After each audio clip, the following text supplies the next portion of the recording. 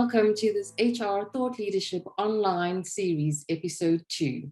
I am Nicole Ramjee, the founder of HR Synthesis.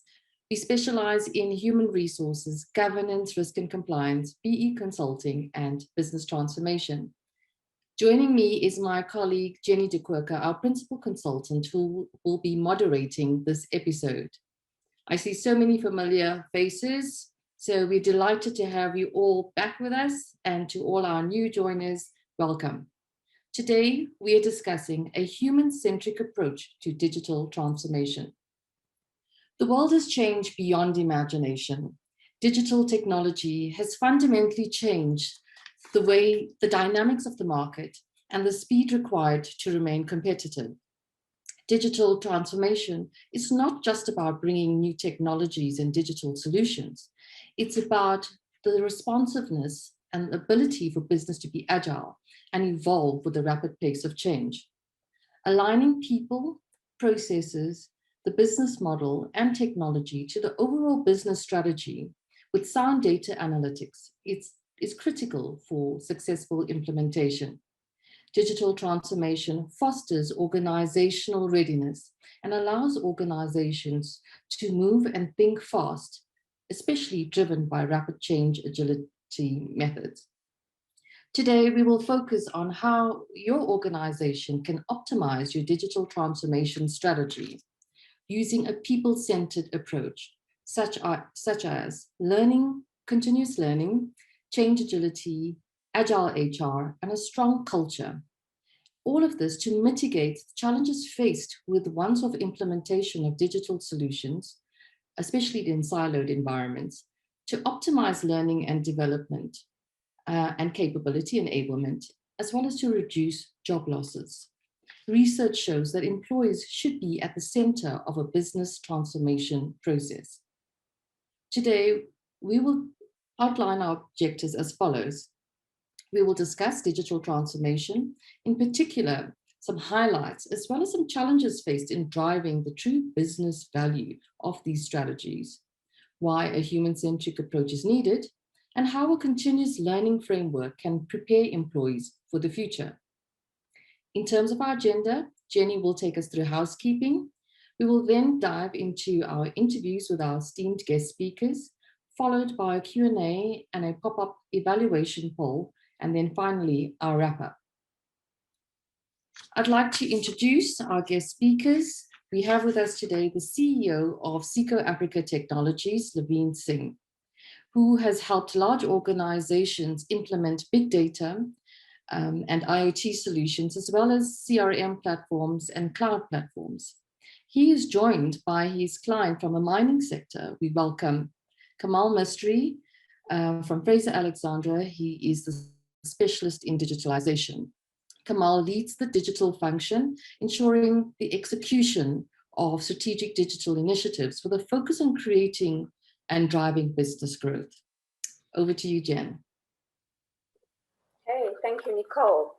So before we get into our housekeeping items for today, I'm just watching this chat and I've been furiously typing away here, just welcoming everybody. I just want to say thank you to each and everyone that is joining and is still joining. I see so much comments already, which is awesome. That's what we want. But a special mention to all our partners. Thank you for your support.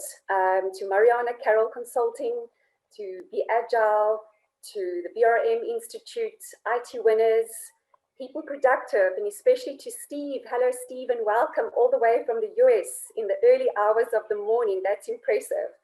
Thank you so much for joining us on our call today. We look forward to your inputs. We also welcome our partner, Creativity Wake Up, Nina Pierce, and Mr. Tony Cohen as well. It's awesome to have you all with us today. So just a few housekeeping items. If you need to make any adjustments on your audio settings, you can see that on the left bottom corner of your screen. The chat box and comments today is going to be what's most important. We want to hear from you. We want to hear what you have to say. We want you to participate and engage with us and our keynote speakers. So please, we want to hear your thoughts, ideas, suggestions, all of those good things today. And for our Q&A, we've got a special section around that where our keynote speakers will be talking to very topical burning platform questions around this topic that we'll be discussing today. So again, just welcome and enjoy the session with all of us. So let's set the scene. In the age of disruption, digital transformation and putting people first is such a trending topic. We know this. Organizations are going to need to adapt or they will die. This disruption in digitalization has created so much uncertainty and anxiety for employees.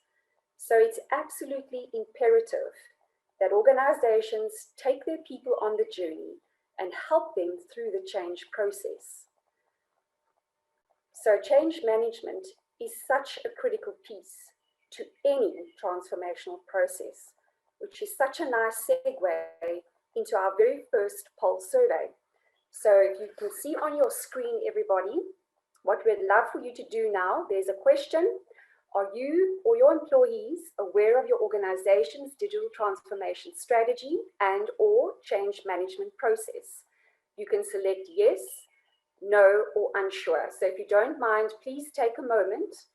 Please give us your responses to those questions, and we'll have that submitted and we'll have the results calibrated for us on the back end. So we'll just give a few minutes and love to hear from you. So please kindly participate. Thank you. And soon we'll see the results pop up, and look at that. That is outstanding. There's 74%, and my guess was actually right, Nicole. Funny enough, when I was practicing, I was saying 74, 75% for yes. So that's awesome news.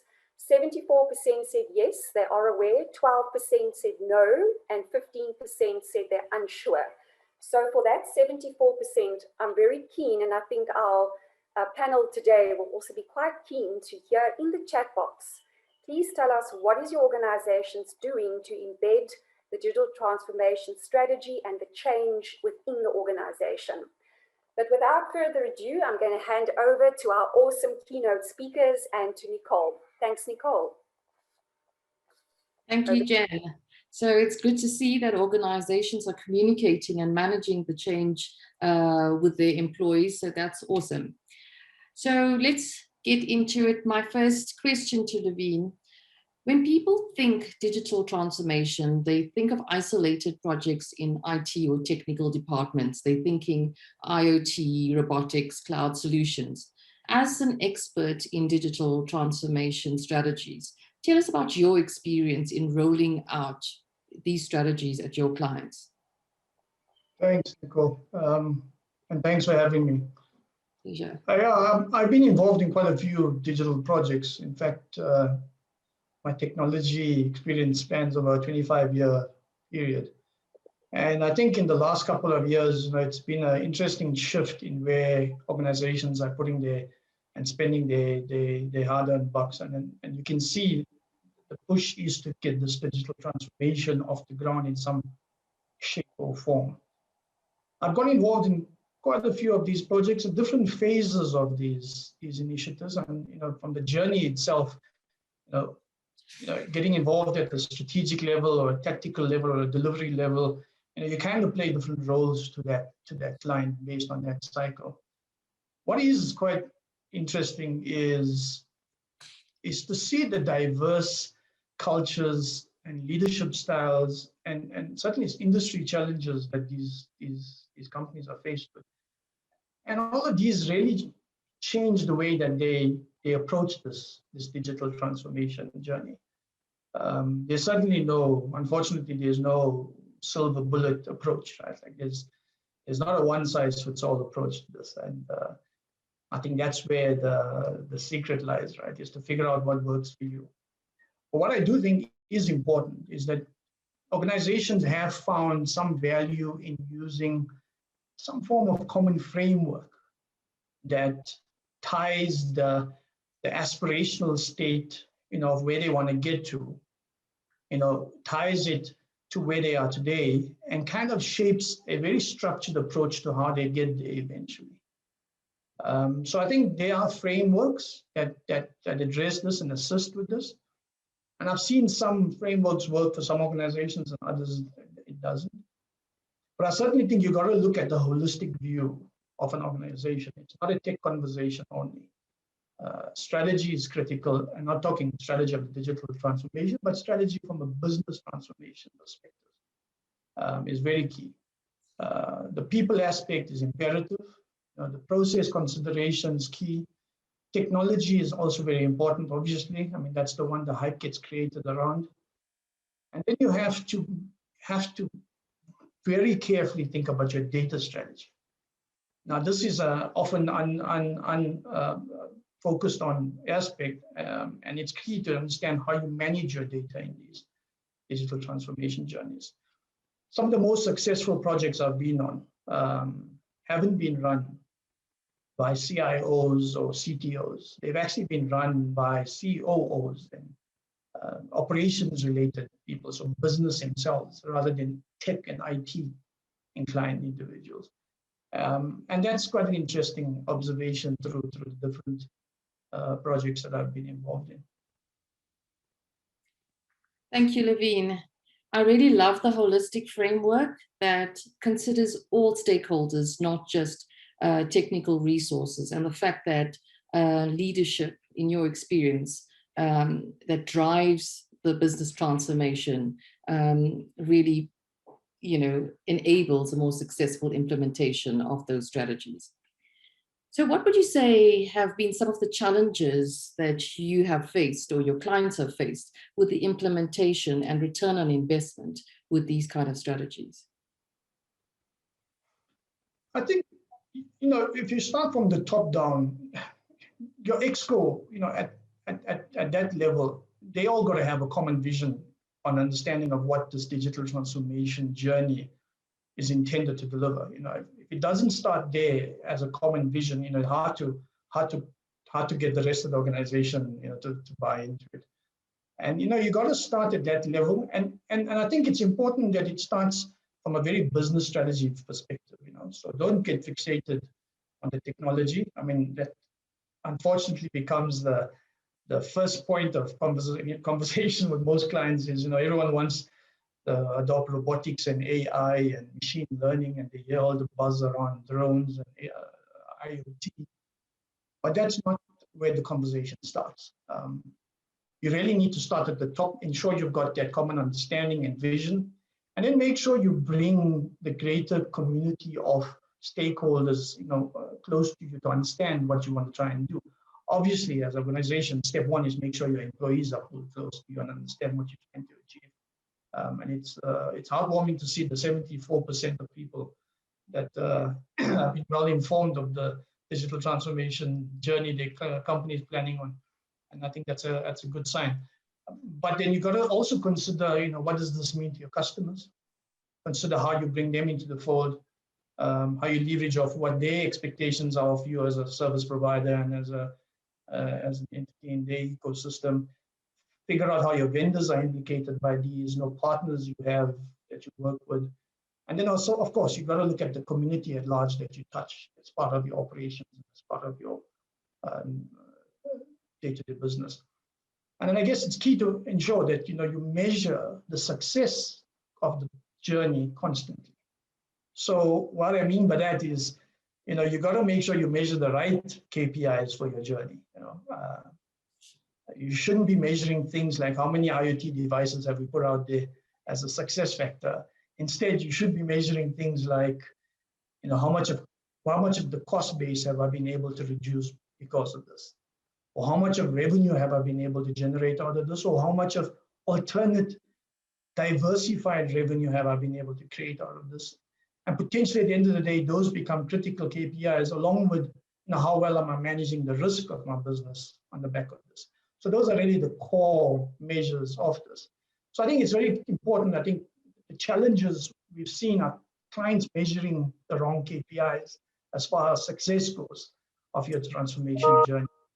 And I guess you've mentioned it as well, is start the change management early, get your employees on board as early as possible, make sure you're getting that sense of alignment across the organization. And certainly bring your HR into it quite early, right? I mean, and that in itself brings its own challenges, to be honest. I've had a couple of experiences where that can be a good and a bad thing.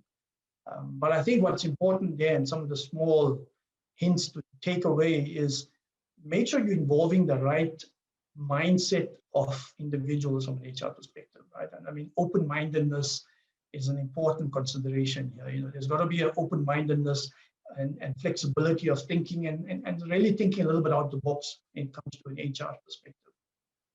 And I guess one of the biggest decisions that between strategy and execution that often gets left is a tactical decision, right? And a tactical decision makes a massive difference to how you bring your employees closer to the journey, right? Because the tactical decisions are, you know, how are we going to run this journey? Are we going to run it totally internally, internally sourced? Are we going to augment this with some resources from the outside?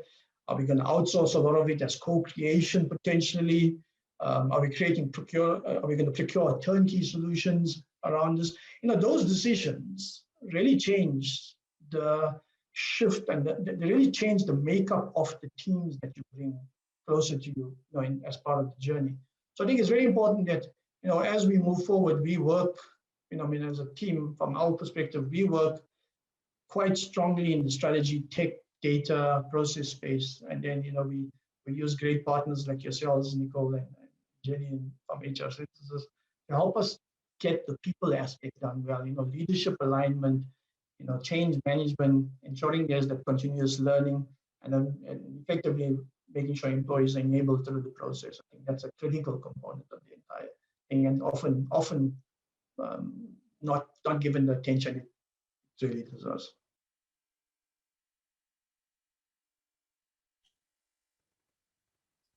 Yes, thank you, Lavine. That was some great insights. I think there were quite a few nuggets of information that you shared with us there, ranging from, investing in the community at large and understanding the impact that they have on them. Research shows that workforce development doesn't only relate to training and upskilling your employees, but also making an impact in the communities, the broader, your contractors, the other skill sets that you're buying in and augmenting into your process. You spoke about metrics and the importance of measuring the right things. And I think that's critical, for any kind of a change, process. So I think you've touched on some of the points already in terms of my next question, which is, in your opinion, from, the organizations you've worked with, are HR teams on this digital transformation journey, and are they adapting to the requirements, and what role should they be playing?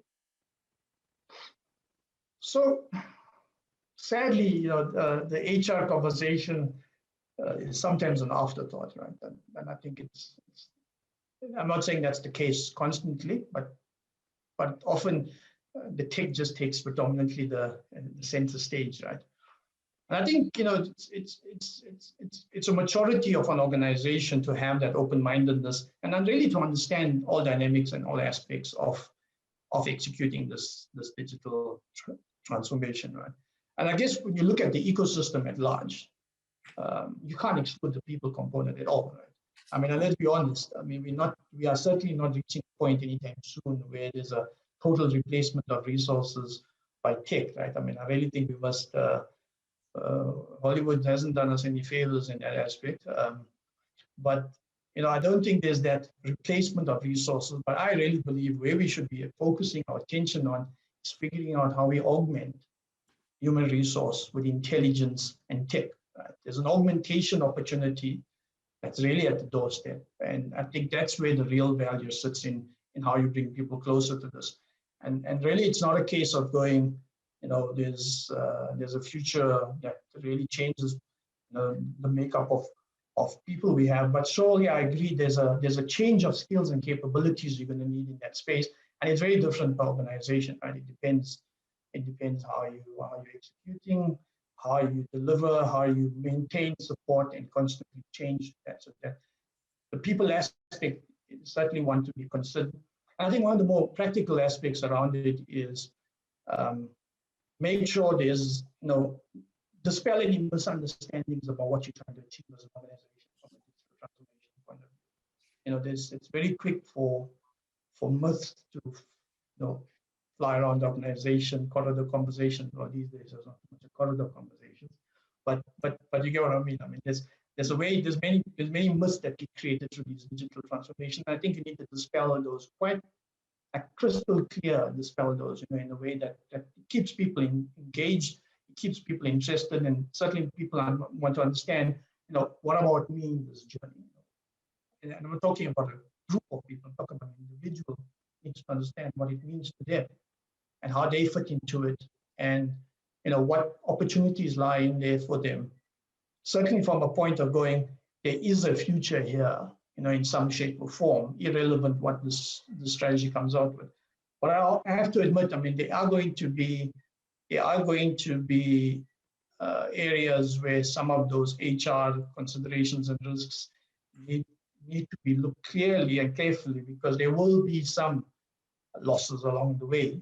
But I don't think that should become the pivotal conversation when you're taking on this journey. It should become the center of the conversation. It's certainly a consideration. So yeah, I think for me, a key point out of that is it's not replacement, it's augmentation, and creating effectiveness and value through that augmentation. That's awesome, Lavine. I mean, I agree with you in terms of, HR, being a pillar of hope through these uncertain times, and that, creating, platforms for employees to engage, for employees to actively learn on the job and acquire new skills. It's not necessary all the time for job losses to be automatic because of automation and AI and robotics and so forth. There are many organizations that are preparing people already for different roles for the future. So even if a job role or function becomes obsolete, they are looking at the strengths of their people, they're looking at opportunities, they're encouraging people to continuously learn and adapt those skills into potentially new roles. So, there's definitely, I think if you take quite a collaborative approach and put people at the center of your learning strategy as well, and see what it is that they want to do, as opposed to, here's a menu of skills development and training to go on. We can create meaningful learning opportunities where people can take those capabilities. And I'm talking about, empathy, creativity, critical thinking, collaboration. Those skills become critical to stay relevant in the future. And those are the things that robots can't do. So we still need for humans in the workplace, but we need to be remain relevant. Okay, so now we're gonna head off into our second poll for today, which you will see in your screen shortly. So here we're asking, in which area do you see the biggest challenge to optimizing your organization's digital transformation strategy? You may choose the top 3 challenges in your organization.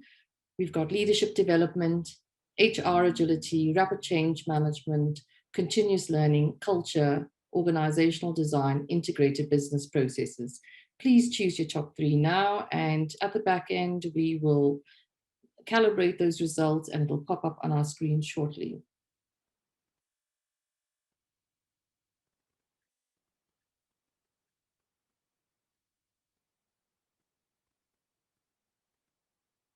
Thank you, Michelle, for the results. So we have 70% of the respondents that have indicated that culture is the single biggest challenge in the workplace when it comes to implementing and optimizing these digital transformation strategy. And this is a really powerful message. I know I have many friends in the audience that were quite interested to see these kind of results. And it really does talk to how we creating psychological safety. It's about allowing people to explore, to learn, to make mistakes. and to learn from those mistakes, to present ideas. You still have organizations that sometimes stifle ideas. And so that's quite important. If you're going to have people that are going to contribute real value into your organization and feel safe, you've got to build, it starts with building that culture. So we're going to move on to our next speaker, Kamal.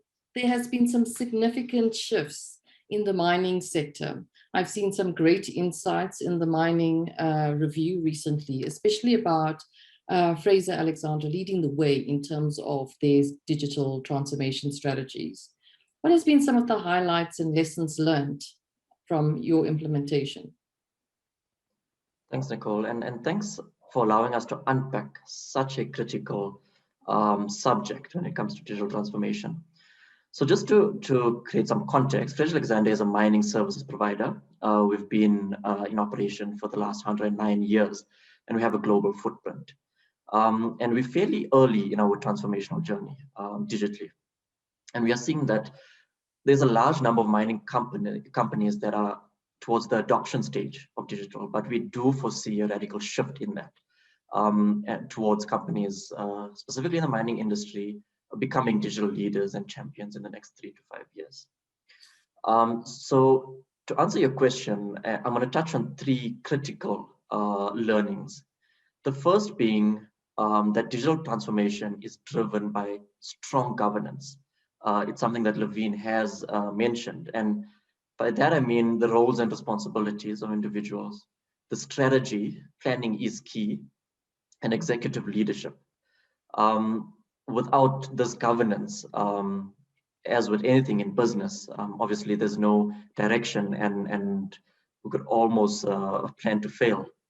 The second point I would want to bring up is that digital transformation cannot and should not be seen as a once-off end-to-end project. It's rather a change in working methodology and practice. So IT requirements and an overall digital strategy should be embedded in business strategy. It should be looked as one and the same. And lastly, digital transformation is less about technology and more about people, culture, capability, and business maturity. Organizational culture, employee communication, as well as employee empowerment are prerequisites for digital transformation. Understanding business implications versus people implications upfront is critical. Fraser Alexander, as an organization, we brought in HR from the beginning, and that includes our communication team, learning and development. And change management is extremely critical to this path.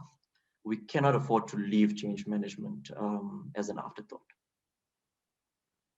That's amazing, Kamal. It's good to see that Fraser Alexander is really, making great strides in terms of rolling out the transformation strategy, and the fact that they've brought in HR and things like learning and development right at the beginning, and that change management has been such a focal part in all of it. And I think that's critical in dispelling the fears and anxiety people have around change, and especially technology-driven change. If they are not up to speed, or they're unsure what the future lies for them, if they have, they're unsure about their future in the organization and the relevance of these skills. So well done to you and the team on that. In your opinion, do you think that employees understand digital transformation, the need for it, or is it something that has just been, isolated to more the technical resources? So Nicole, I feel like your first poll actually stole my thunder here. As we saw, 74% of people said that they understand digital transformation or are aware that it exists in the organization. To answer that question, I believe that it truly depends who the employee is. Organizational level, designation, even industry matters. Certain employees don't get to understand it in certain organizations, whereas in others, it's obviously the part of their role. It's also important to define what the need for digital transformation, apologies, means. So I think it's up to companies to spread that message. Strangely enough, Fraser Alexander sent out a survey last year during a digital assessment, and the response was actually in line with your first poll. Over 70% of respondents were welcoming of digital transformation and understood its role in our organization. There are, and we can't ignore the facts that there's certain elements of digital transformation that will affect some people in a good way and others in not so good way. But I think the key here is that the overall health of the organization and the business is everyone's concern. Also, Fraser Alexander being 100+ years in operation, we need to understand that there's different personas that exist within our organization. You have the younger generation to whom technology is a way of life. So the expectation when entering the workplace is such that these processes and systems will be part of the work methodology. Whereas there's a grouping of employees and your much older employees who need to shift the way they operate and think because it largely differs to what they used to. So I think organizations also need to consider these various personas and consider a balance in requirements and adoption. But I think overall we need to spread a high level message from the beginning and hopefully get most people on board. And I think that will increase the momentum and eventually that will drive everyone's journey towards a common goal in digital transformation. Thanks for that, Kamal. So I note what you say in terms of, adopting change management, at the onset. But I think it's also, as you've seen in your organization, is about the ongoing communication and the ongoing change management. And all of that talks to, cementing and building that culture where people will realize, some will get it and adopt, faster than others. But even the slow adopters will realize that the organization has a culture that they've always been taken care of. They've always been safe to share their ideas, share their concerns. There's been opportunities for them created for them to grow and to learn. And that is why it's not once off. So just like the digital technologies, it's not a once off thing. Neither is the change management a once off communication. So it starts with that clear communication in the beginning, but it's that continuous reaffirming throughout the process. And I like what you said in terms of catering for the various personas. We face with various generations in one organization, and is making sure that we provide opportunities and experiences that excite and creates enthusiasm amongst all employees and help them navigate through that change. So leading on to my next question, and I think you would have seen in the previous poll that 43% of our attendees have indicated that continuous learning is a challenge in the organization. Now, I saw in an IT Web article recently talking about digital transformation in the mining sector, that they are looking at culture and reskilling and upskilling employees, bearing in mind their corporate social responsibility. So, if with all this transformation in the digital platform, in a digital way, it could lead to job losses in the mining sector, and that leads to communities dying. So what is your thoughts on capability enablement and continuous learning? Well, thanks, Nicole. I think firstly, we need to understand that a culture of continuous learning enables digital transformation. Like I've mentioned, culture, employee communication, and employee empowerment, more importantly, are prerequisites for digital transformation.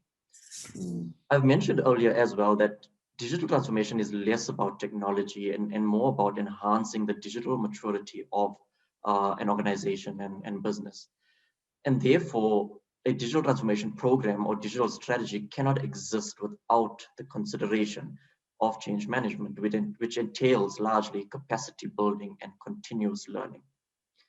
So to ensure organizations remain relevant and I think competitive, and in many cases compliant, to speak to the social aspects and governance aspects, organizations need to invest in the employees to ensure that that very business fosters growth in efficiency, production, revenue. A great example is cybersecurity, where there's a large reliance on employees within the organization to practice safeguarding of business IP, personal information, and other data. So there's this huge reliance on our employees. Therefore, we need to ensure that they are enabled and there is a continuous learning strategy within the organization. I think within the last 12 months, the availability and usage of e-learning platforms, be it from primary to tertiary educational institutions, as well as corporates, have become standard. So I feel that there's no excuse for organizations and individuals alike not to develop capability and enhance overall digital maturity. And how is Fraser Alexander managing the impact of digital transformation on the communities at large? So it's a very important and a very key consideration, especially in the mining sector. Environmental, social, and governance considerations are a key point and a key discussion point currently. So Fraser Alexander have provided and we've got many initiatives that give back to communities within which we operate and also help develop those communities. We've provided IT learnerships as well as other technical skills development, graduate opportunities. We've utilized training and e-learning platforms. I think looking at other mining houses such as Ivanplats that introduce Wi-Fi accessibility to communities, we can see how a digital approach is now pushed out into the communities within which mining organizations work. I think also, and like I mentioned, the ability to share knowledge through technical platforms to a broader set of stakeholders, so not just internal employees, but those affected in and around the mining environment, so communities as well as other stakeholders. We've also distributed tablets in our capacity, and we've realized the requirements for be it communities at large to be able to adopt these sort of technologies and learning platforms to advance themselves. We've also got the Women in Mining South Africa and other institutions generally that are also introducing technology capabilities to such broader stakeholders, be it from a scholarly level up until corporate and business level.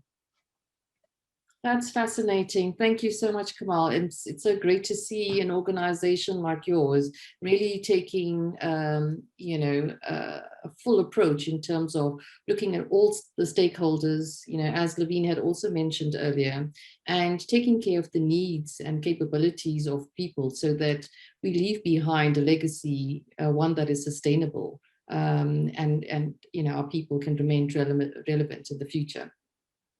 So such brilliant insights from our digital thought leaders. If you're seeking any assistance in your transformation journey, look out for our contact details later on. According to LinkedIn's 2019's Workforce Learning Report, 94% of employees say that they would remain in one organization for longer if their employers were invested in their training and education. So this leads me to my next poll. The cognitive skills and capabilities required to solve future problems and remain relevant in the future: creativity, innovation, collaboration, critical thinking, adaptability, empathy. So does your organization develop and cultivate these capabilities? yes, no, or unsure. You may complete the poll now and we will get our results shortly.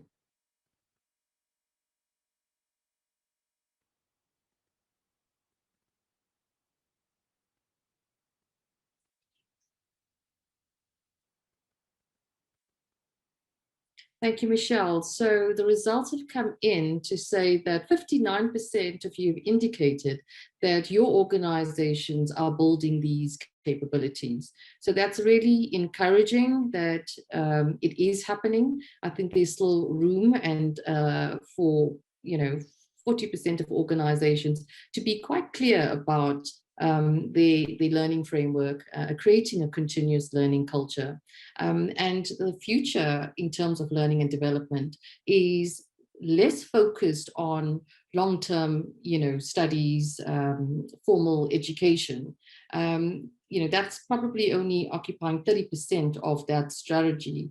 Learning is really now geared towards action learning, bring your own challenge. So where employees are vested in putting up their hands and saying, I see a problem, I see an opportunity, I have these skills and capabilities, let me try to fix it. Let me write a process, let me design a solution. And so it is fostering these kind of skills. Critical thinking cannot be overemphasized in terms of that leading onto creativity that builds innovation, taking into consideration collaboration amongst not just within the team, but across teams, across regions, that all really drive successful organizational performance. Right, so over to you, Jen.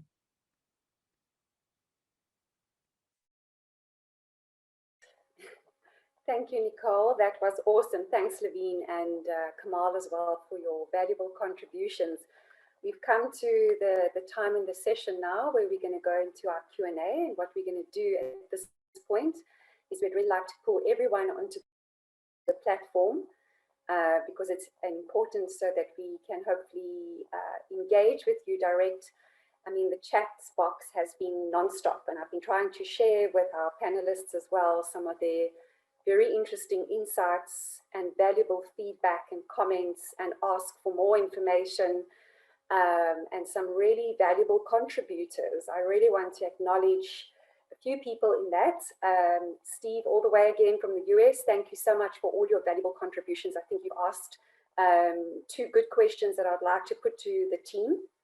And to Val as well. Val, thank you for being so active on the chat as well, and your valuable insights and experiences shared. To Trace, all the way from ATC South Africa, thank you so much also for your comments.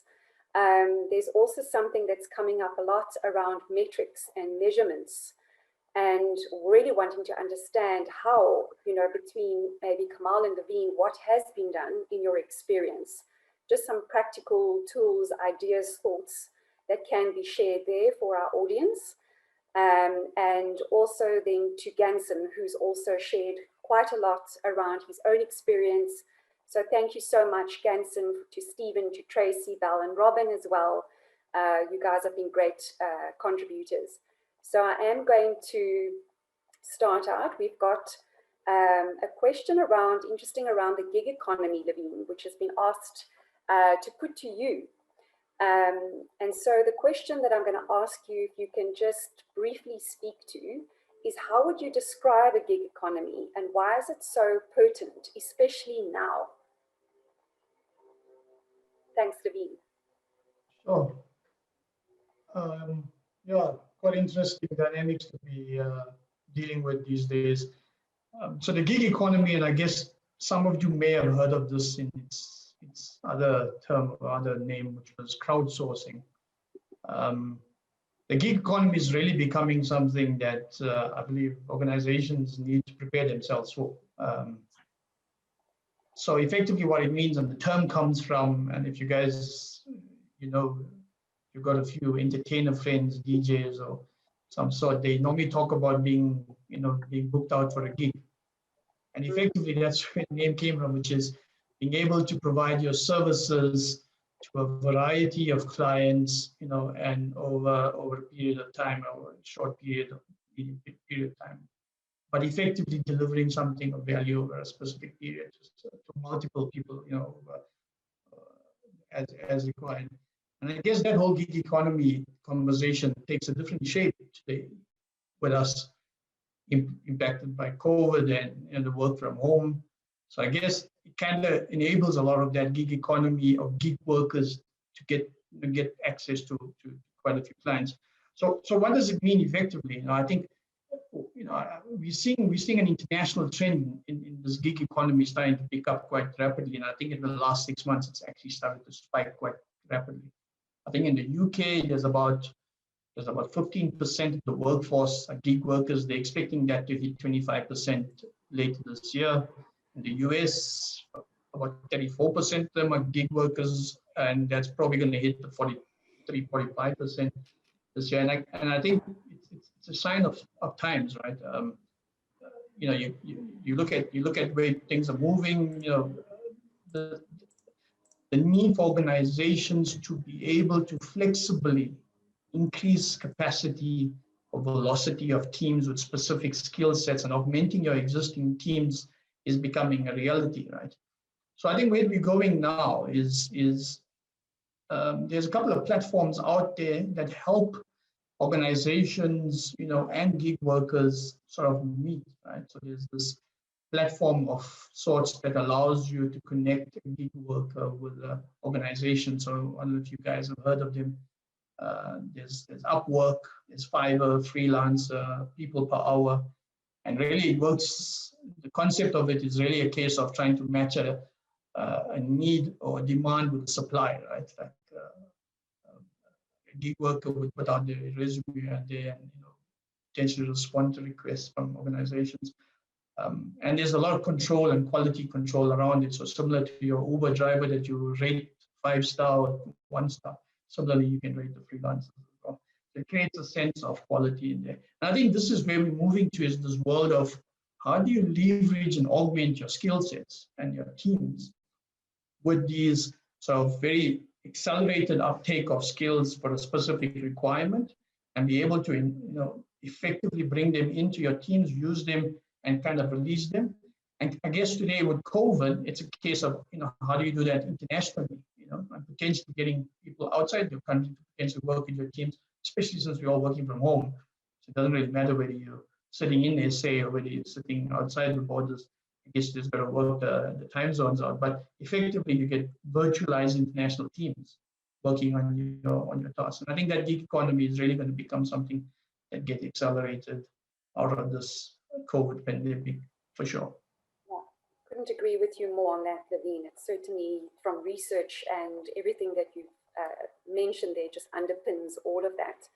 So I wanted to just check in with Kamal or Nicole. Do you have any comments or anything to add to that before we move on to some of the other questions? Nicole? Can you hear me?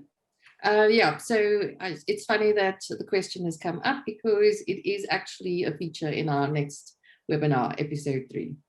Good. Thanks for mentioning that. Kamal, anything lastly from you before we move on to any other question? I'm good. I won't steal the next episode's thunder there. Thanks, Good. Thanks for that. I think, and to Borja also, thank you so much for your question. There seems to, Nicole, be quite a lot of questions coming through from understanding around HR, and Steve also all the way from the US has asked about, you know, can we talk a little bit more about HR's role, the role that HR plays in this, because we've clearly heard it between Kamal and Lavine, you know, that often HR gets left, you know, to the, you know, kind of last minute, brought in on the back end of the journey, of the change. So a lot of questions are being asked about HR's role. How do we mobilize and energize people through the process as well? Is there any thoughts and comments from your side, Nicole, on those questions from Stephen? Thanks for the question, Steve. So yes, HR does play a significant role. I think just looking at what we've been going through in terms of this global pandemic, HR has really, come to the forefront in terms of how critical a role they play in the organization. And I think it comes down to a business partnering role. I mean, it's a concept that we're all familiar with in the HR world. However, something that Lavine said, it's about finding the right person, and not everybody may be able to champion that in that way. It's not something that we can't impart and teach and coach around. I think our colleagues from the BRM Institute also preach this, but it is really aligning with the business, aligning with strategic management, and understanding whatever the business transformation strategy is, what role do they play when it comes to the people, and making sure that they are the voice of the people. So, whatever the strategy is, HR needs to ensure that they're aligning in terms of their practices. And I think we need to move away from this traditional cyclical HR kind of processes and systems that, you do performance reviews, and that performance review on an annual basis leads to, an increase, for example. People want feedback, in almost in real time. They want quicker and dynamic learning experiences. Employees are looking for to match their learning and their organizational experience to what they experience as a customer. So we spoke about Uber. If you think about Takealot, these are experiences we have as individuals, and in the workplace, similarly, employees want a similar quick and dynamic experience. So how is HR managing talent? How are they bringing in new talent that meets the requirements of the strategy? So how are they, buying in those skills? How are they borrowing those skills in terms of, whether it's gig resources and other contractors to augment the skills that already exist in the organization? You need to have a well-scoped out plan. So when an opportunity arises, HR can very quickly find the kind of resources and the skill sets that the organization is looking for. And then looking at building that culture in line with the executive leadership, right? So it can't just be an HR driven initiative. It's in the walk and it's in the talk of the leaders as well, but it's enabling that culture. It's promoting, whether it's psychological safety, it's building resilience, it's enabling and promoting collaboration. A continuous learning framework, which is something that both our speakers have commented on. It is, imperative to making the digital transformation strategy work. And HR really needs to shift the way in which traditional learning and development occurs. So we need to understand what it is that the people want. So coming back to what Kamal had said about different personas, and different people learn differently, but not everyone's going to have the same learning needs. So, you'd have probably your technical resources that may need to brush up on some technical training because it's relevant to that strategy, but you may need the rest of the employees who are not technical, but need some level of digital fluency.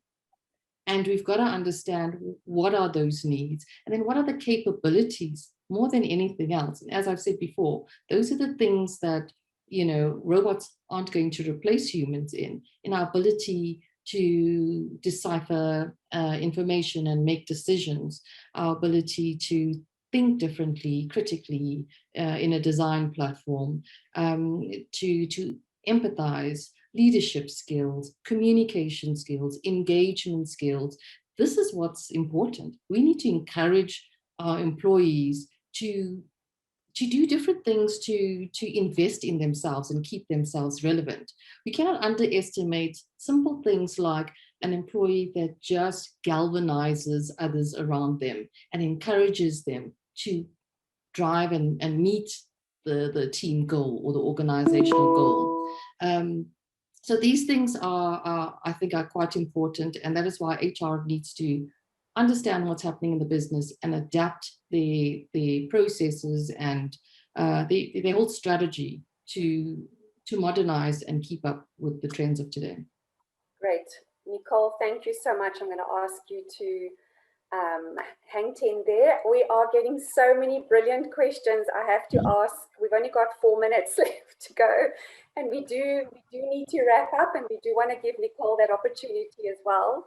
This is a huge topic, and clearly, if I look at all the comments and questions coming through, guys, we need a whole day to unpack all of this. But I think just to end it off, Lavine, there is a question that's come through from Lavine Singh, which is around change management. And Kamal, if you feel you want to just quickly comment onto that as well, think about this.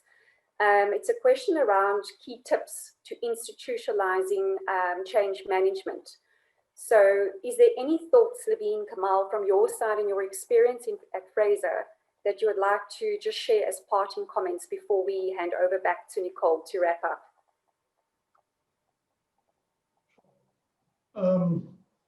Yeah, I think the change management aspect, and I think we spoke about it a little bit, is, the change will impact different personas differently throughout the organization and throughout the journey. So you kind of need to figure out how you target that change management to the right personas and the message that you want to give to those personas and how you want to engage them and really bring them closer to the journey. And really, I think, depending on the diversity of the workforce and the different personas involved there, you could have your job cut out for you there, because I think determining those step one, and then figuring out how you really target, that conversation and that engagement and that communication with them, specifically targeted to the points of what's going to be delivered by the stages of the delivery in the roadmap. You need to time your communication well with those personas based on where you are in your journey as well. I think the takeaway is, don't be afraid to change direction. Right? A roadmap is a baseline. Changing direction is part of the game. Right? Don't be fearful about changing direction. Be prepared to change direction through your journey. Just make sure you have a dynamic and flexible change management strategy that can change with that change of direction. Absolutely. And then just to add to that, Jenny, I think it's fundamental for, and tying it back to Nicole's response, it's fundamental that that human resource teams remain agile and flexible.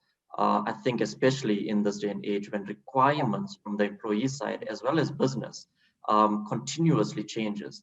And I think we're seeing this, a new element being introduced here. It's just not business versus employees, but business versus employees versus digital for that matter. And I think it's finding that sweet spot where all three can live in synergy.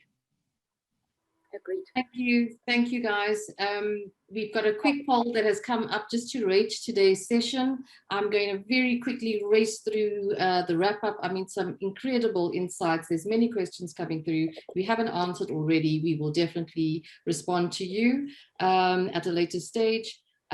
So it really sounds good leadership. Taking a holistic approach is very important. Being very clear about the message, setting very clear business transformation metrics to be able to measure that value. Change management from the get-go. Making sure that it's not one of doom and gloom, but it is a top-down, sideways, all parties considered in the approach.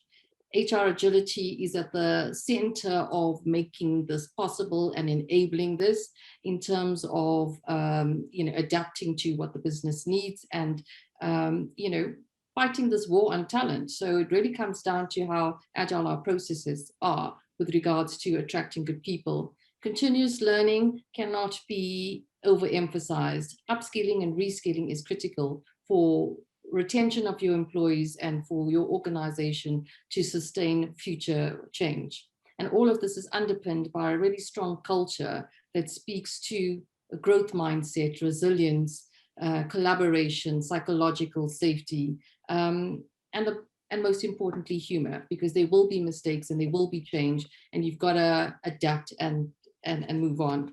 So I'd just like to say thank you very much for you attending today. We hope you found this valuable. Look out for our episode 3 on Agile HR and the gig economy in April. And that will once again be brought to us in partnership with the Tsiko Securities. Thank you and goodbye.